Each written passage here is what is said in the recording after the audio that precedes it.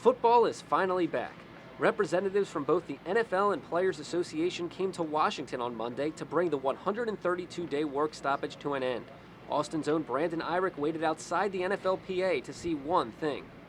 I was hoping to see the commissioner say the lockout is over, and that's something I'll be remember for the rest of my life.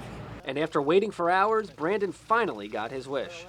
It's been a long time coming, and football's back, and that's the great news for everybody. With the new 10-year deal, incoming rookies will only get 4-year contracts, and their salaries will be much smaller as more money will be allocated to veteran players. Additionally, any player that plays a single game in the NFL will receive lifetime health benefits. And the new deal will give the Players Association about 47% of all league revenues, a smaller percentage than before. This is a fair deal that we're excited to present to our players.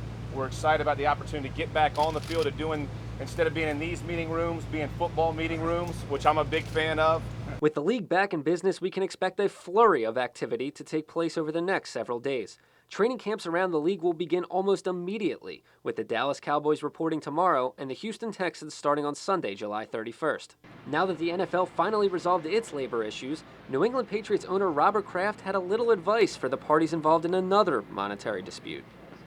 And I hope we gave a little lesson to the people in Washington, because the debt crisis is a lot easier to fix than this deal was. Thank you. Mike Lederer for WeAreAustin.com.